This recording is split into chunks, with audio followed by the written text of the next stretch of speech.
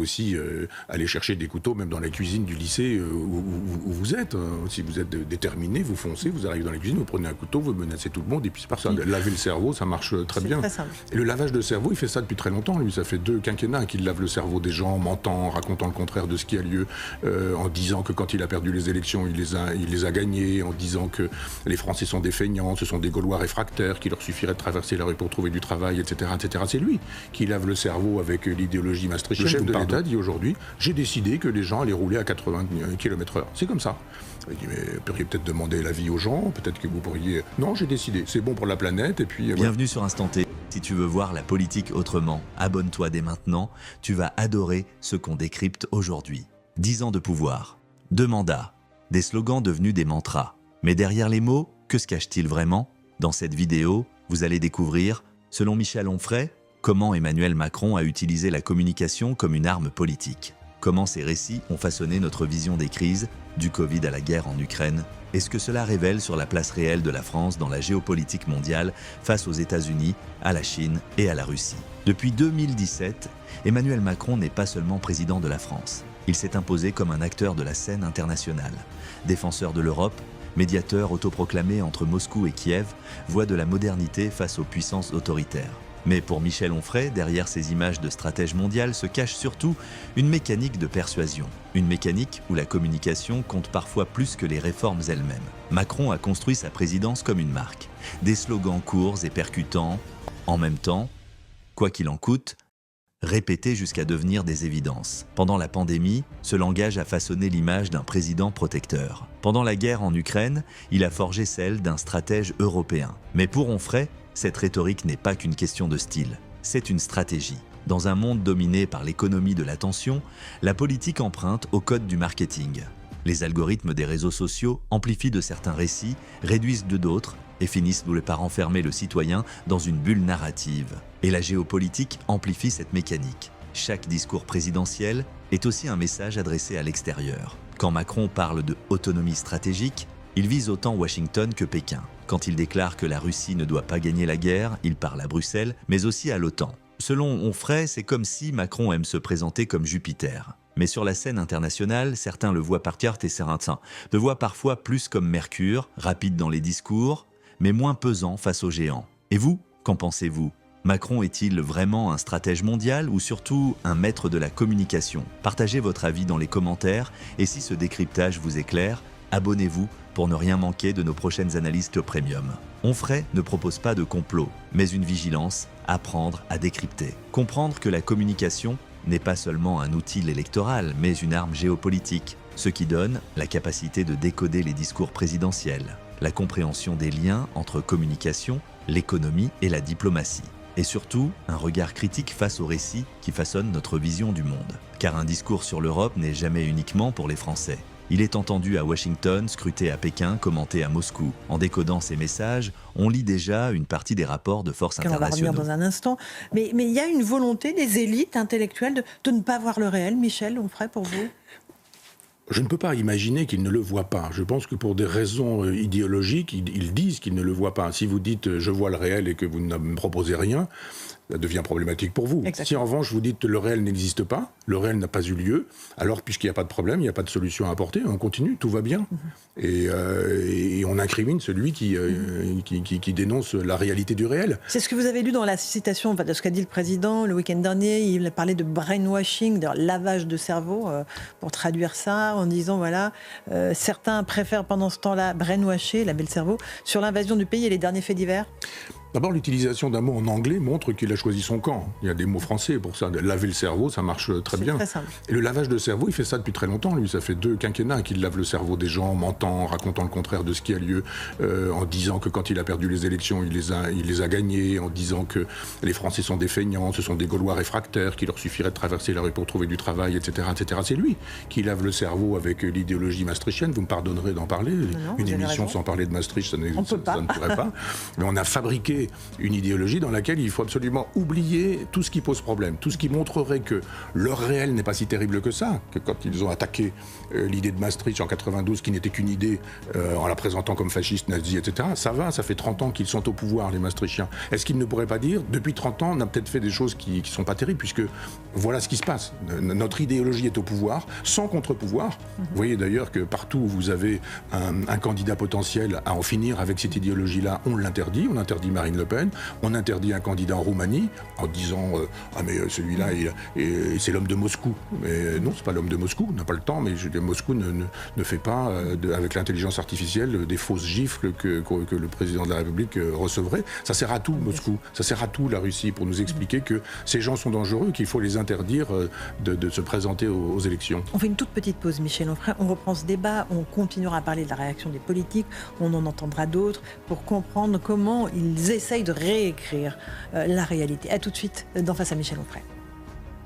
On se retrouve pour la seconde partie de Face à Michel Onfray sur CNews et sur Europe 1. Michel, on continue à évoquer les réactions politiques après le meurtre de cette surveillante de 31 ans. Et puis plus généralement, cette forme de déconnexion que l'on sent, notamment de la part du président de la République, face à une réalité qu'il a qualifiée de fait divers. On va juste écouter la réaction de Marine Le Pen. Je pense que l'actualité a rattrapé Emmanuel Macron et a démontré de la manière la plus cruelle, la plus douloureuse qui soit, la déconnexion qui est celle du président de la République avec la réalité, et une réalité terrible, brutale, et qui n'est pas une succession de faits divers, qui est un fait de société auquel les politiques auraient dû s'attaquer depuis longtemps.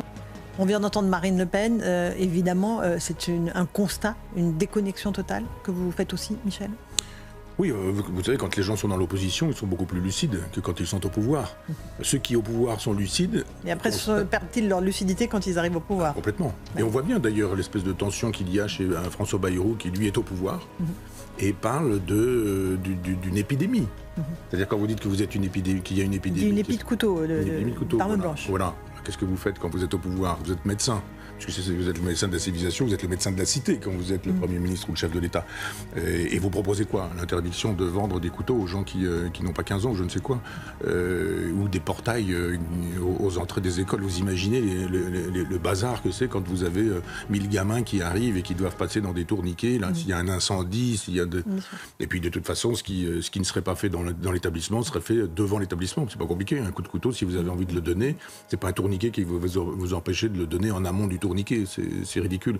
Donc c'était ce que disait le ministre de l'Intérieur, qui était le maire de Lyon, j'oublie son nom. Gérard Collomb, il prophétisait le fait qu'on serait plus côte à côte, mais face à face.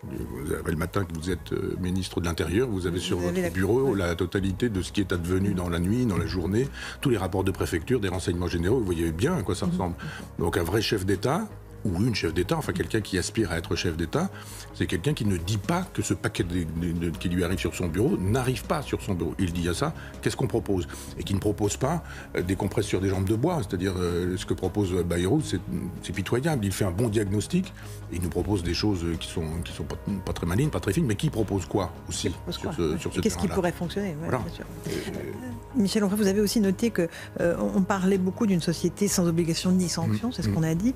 Il y a un philosophe qui s'appelle Jean-Marie Guyot, qui était un libertaire, qui est mort en 1888, qui justement a exploité et exploré ce thème-là. Expliquez-nous.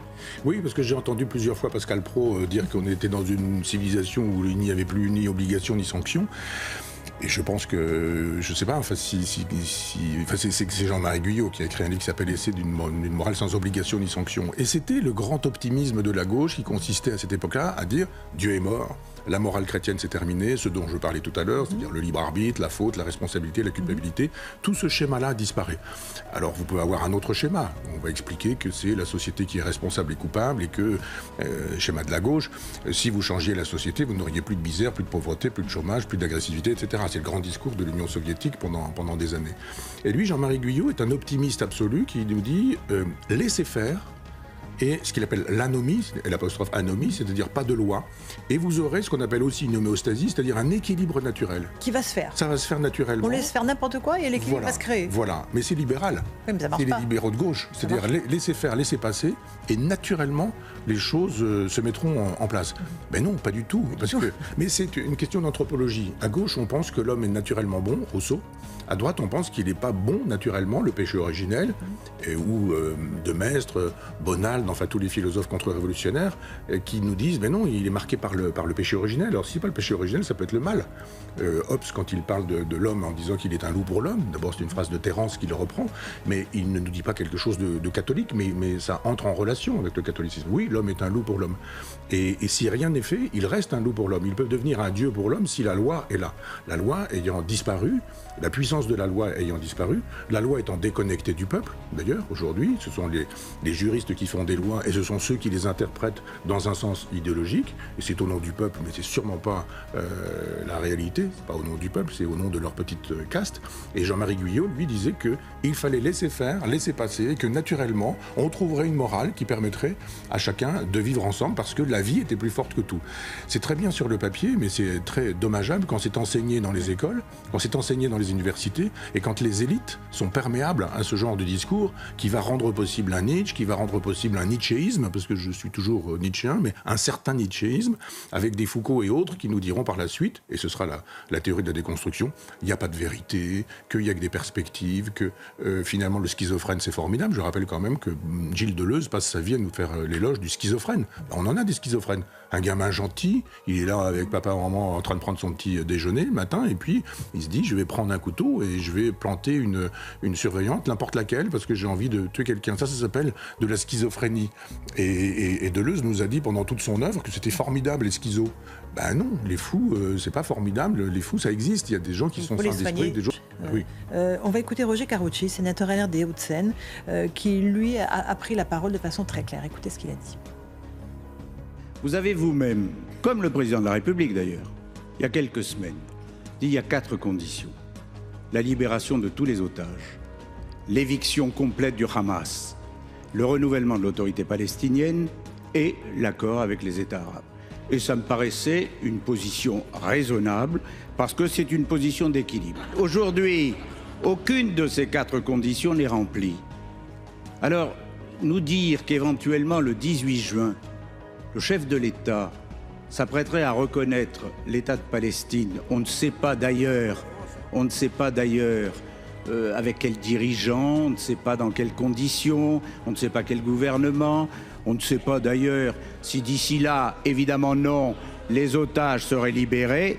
Je vous dis simplement, le 18 juin 1940, le général de Gaulle a dit non à l'horreur nazie. Ne donnez pas le sentiment, le 18 juin 2025, que la France et le chef de l'État se soumettent à l'horreur islamiste. Voilà, pour Roger Carucci, il évoque évidemment cette éventuelle reconnaissance par la France et d'autres pays d'un État palestinien. Ce serait le 18 juin. Formidable discours d'un formidable personnage dans la vieille tradition de l'homme politique gaulliste qui a des références, qui parle correctement le français, etc. On ne voit pas dans l'image, mais il faut couper. Il répond à un sénateur communiste. Absolument. C'est un sénateur communiste qui le répond. Donc tout le parti communiste. Et on voit les plans de coupe qui sont faits sur Yannick Jadot, sur les écologistes, qui sont d'accord avec le sénateur communiste. C'est-à-dire qu'ils globalement sont des compagnons de route du Hamas. Finissent tous par nous expliquer que le Hamas, il a bien fait de faire ce qu'il fallait, ce qu'il a fait, du moins, parce qu'on va pouvoir... Ils ne le disent pas comme ça. Hein. Non, je vais très vite, mais ils savent très bien que s'ils le disent, ils vont aller au tribunal. Et donc, je raccourcis les choses pour que les gens comprennent très vite.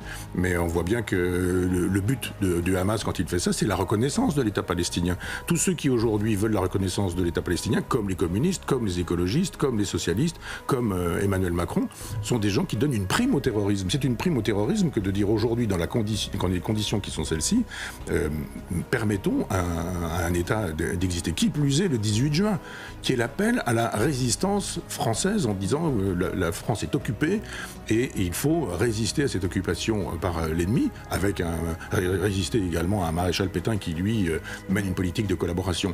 Donc on ne choisit pas cette date-là par hasard. D'abord, c'est une insulte au général de Gaulle, c'est une insulte au gaullisme, et puis c'est une façon de reprendre le vieux schéma, la vieille idéologie, les fameux éléments de langage de M. Mélenchon, il y a des collabos, il y a des résistants, il y a des colons, et donc les Juifs, ce sont les nazis, les Palestiniens, ce sont les Juifs d'aujourd'hui, et de dire, vous avez bien vu que refaisons ce que le général de Gaulle a fait, et offrons aux gens qui ont tué des gens, qui ont tué plus de 1000 personnes dans ce 7 octobre, offrons-leur ce qu'ils demandent, c'est-à-dire un État. C'est inadmissible, c'est à vomir. Les Américains ont fait la révolution pour la liberté, peut-être au détriment de l'égalité, et les Français ont fait la révolution non d'égalité, peut-être et sûrement au nom de la liberté. Et elle fait l'éloge des civilisations qui ont été produites, l'une par la révolution américaine, et c'est une révolution fédéraliste. Celle des conseils. Et ça m'intéresse, moi, politiquement. Je pense que ce serait une solution pour C'est une voie pour vous, une voie d'avenir ? Oui, c'est-à-dire de dire la Corse n'est pas la Bretagne, qui n'est pas la Savoie, qui n'est pas la Normandie, etc. Il y a des spécificités qui ne sont pas non plus la Nouvelle-Calédonie, qui ne sont pas la Martinique, la Guadeloupe, etc. Donc on devrait pouvoir avoir une république fédérale. Et cette république fédérale, elle pourrait exister en laissant des initiations, par exemple, à la virilité se faire en Amazonie, comme j'ai pu voir, par exemple, des chamans amazoniens m'en parler dans la forêt amazonienne. L'Amazonie, c'est la France, là, pour le coup, quand on est en Guyane, et on devrait pouvoir laisser faire des pratiques, qui sont des pratiques qu'on dira locales ou régionales ou coutumières. Et en face, on a la France qui est centralisée, avec un État jacobin, et l'État a décidé que. Le chef de l'État dit aujourd'hui, j'ai décidé que les gens allaient rouler à 80 km/h. C'est comme ça. Il dit, mais vous pourriez peut-être demander l'avis aux gens, peut-être que vous pourriez... Non, j'ai décidé, c'est bon pour la planète, et puis voilà. Puis après, il dit d'ailleurs, on revient quand même à 90. Et elle oppose ces deux révolutions, et elle a bien raison, de dire que cette révolution égalitaire, elle produit des problèmes chez nous. On veut de l'égalitarisme partout, mais c'est souvent au détriment de l'égalité. Je rappelle que la Révolution française déclare les hommes libres et égaux en droit. En droit, mais pas en talent. Il y a des grands, il y a des petits, il y a des gras, il y a des gros, il y a des maigres, il y a des bons en maths, il y a des bons en agriculture, il y a des bons avec une intelligence manuelle, d'autres avec une intelligence de mathématicien, il y a des gens sympathiques et pleins de bon sens, puis il y a des gens qui le sont moins, etc. Et les Américains, quand on dit Trump fasciste, etc., on pense là encore que c'est un chef d'État qui aurait tous les droits et tous les pouvoirs. Pas du tout. De la démocratie en Amérique est un livre un peu pénible à lire de Tocqueville, mais il nous raconte tout le dispositif démocratique américain. C'est compliqué. Vous avez les midterms, vous avez les États, et vous avez la possibilité pour certains États de faire des choses que les autres ne font pas. Je rappelle que par exemple l'avortement, les États-Unis, c'est pas pour ou contre. Certains États sont pour, certains États sont contre. La vente d'armes ou le port d'armes, c'est la même chose. Certains États sont pour, certains sont contre. Peine de mort, pareil. Et peine de mort, bien sûr. Bien sûr, vous avez raison. Et donc, j'invite à lire ce livre-là d'Hannah Arendt parce que, d'abord, il est très facile à lire, il est très lisible, et puis il permet, à partir de la Révolution américaine puis de la Révolution française, de penser ce qui nous arrive aujourd'hui et peut-être demain. C'est-à-dire qu'on n'a pas beaucoup de solutions. Moi, j'en propose depuis des années, je suis proudhonien, et Proudhon est un fédéraliste. Pas du tout le fédéralisme du genre on détruit les nations, au contraire. On fabrique autrement la nation, on fabrique autrement un pouvoir, et les pouvoirs régionaux permettent aux gens de reprendre le pouvoir, de reprendre un pouvoir qu'ils ont perdu. On voit bien aujourd'hui qu'avec Emmanuel Macron, mais c'est comme ça depuis Mitterrand, les pleins pouvoirs sont donnés à un chef de l'État qui peut gouverner contre son peuple, c'est le cas aujourd'hui. Allez, essai sur la révolution de Hannah Arendt, la recommandation, lecture de Michel Onfray, c'était notre petit point philo. Absolument. On le refait toutes les semaines, d'accord ? Comme ça, puis on aura une belle bibliothèque pour l'été. Ah oui ? On donnera des conseils de lecture à nos auditeurs et à nos téléspectateurs. On va faire ça. Merci beaucoup Michel Onfray. 10 ans de pouvoir, 2 mandats, une pandémie, une guerre et un président qui a fait de la communication son principal outil. Emmanuel Macron a-t-il dirigé par conviction ou par stratégie narrative adaptée aux crises mondiales ? Michel Onfray a donné son avis. À vous de juger. Donnez votre avis en commentaire. Abonnez-vous à Instant T pour plus d'analyses politiques, économiques et géopolitiques. Et surtout, gardez une longueur d'avance. Dans un monde saturé de récits, comprendre les mots, c'est déjà comprendre le pouvoir. À très bientôt. Pendant plusieurs jours, avant de baisser d'un ton, très très clairement, parce que et Elon Musk et Donald Trump n'ont pas intérêt à ce que ça aille trop loin. C'est la chronique d'une rupture annoncée pour vous ? Ah oui, moi je l'ai dit très tôt, c'est-à-dire que ce sont ce sont de narcissiques qui ne peuvent pas supporter qu'il n'y ait plus de narcisse que soi.